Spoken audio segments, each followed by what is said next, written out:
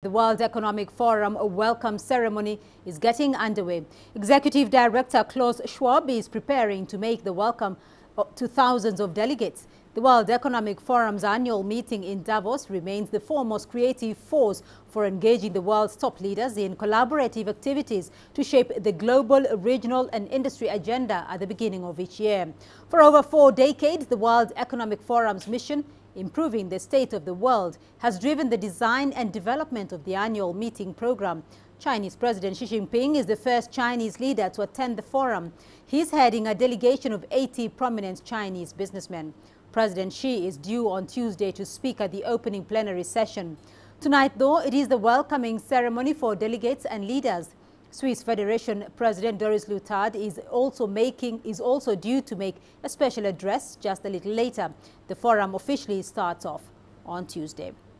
Let's get you more on that story now. I'm joined live from Davos by Jack Barton. Jack, thousands of delegates are there and we'll be discussing the global economy. What are some of the main topics and challenges of the agenda?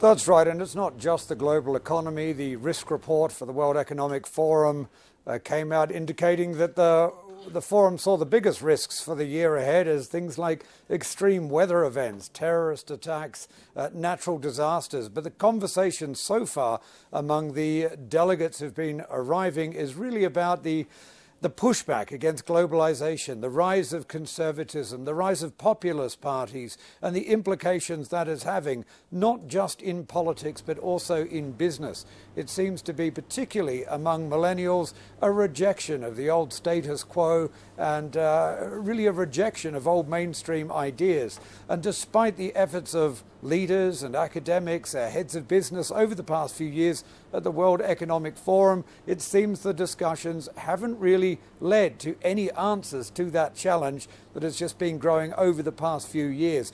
Many of those issues feeding into each other, including the issue of rising inequality, which is smack in the middle of the agenda here this year with the Oxfam report out, you mentioned a little while ago, pointing out that the richest 8 people in the world, according to Oxfam, having the same amount of wealth as the poorest 50%, something that Oxfam calls obscene, and no doubt many other delegates call it the same thing here.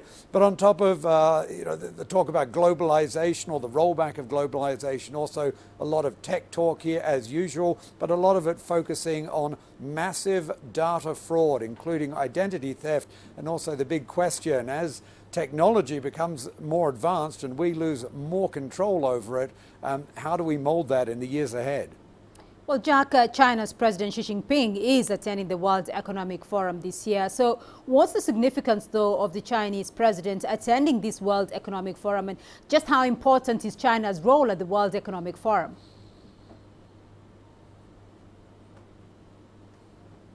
It's hugely significant this year. President Xi Jinping is without doubt the big star of the forum. There's no other way to put it, and nobody else is really coming close.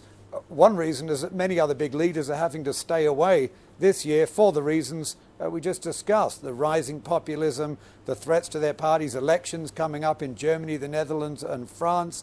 So Xi Jinping is really the big leader at this event. His keynote address is the one address that everybody is waiting for. And what the delegates arriving tell me that they really want to hear is that China is still open for business and that China wants to open its markets even more for trade and investment. And what we're hearing from officials in Beijing is that is pretty much what President Xi is going to tell them. We've been told, quote, that he will be searching for, well, the world should be striving towards a shared humanity, seeking for a common destiny, that we should be seeking greater international cooperation, development, and the phrase that is most listened to here is greater economic globalization. So the key message that Xi Jinping is expected to bring here is that we shouldn't be rolling back globalization, is that countries should be embracing it, opening up further, but at the same time trying to find models of growth that can deal with that growing inequality.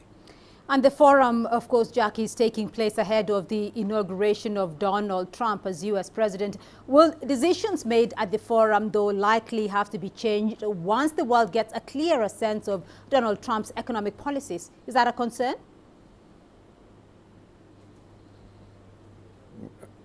Yeah, it's definitely a concern. People just want to know what direction this is going to take, and there's all sorts of talk, some of it, extreme talk, the talk of potential wars this year, of economic calamity, of conflicts with China, at least diplomatic conflicts with China. Donald Trump will officially become the president on the very last day of this forum, and he is, of course, he himself has promised to roll back globalization. He's talking about tearing up international trade agreements, putting tariffs on countries like Mexico and China.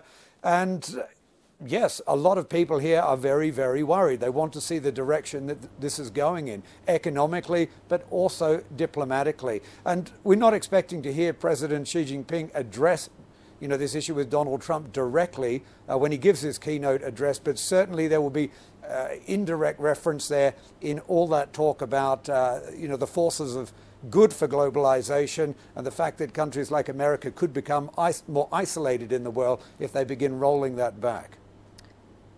Jack Barton for us there in Davos.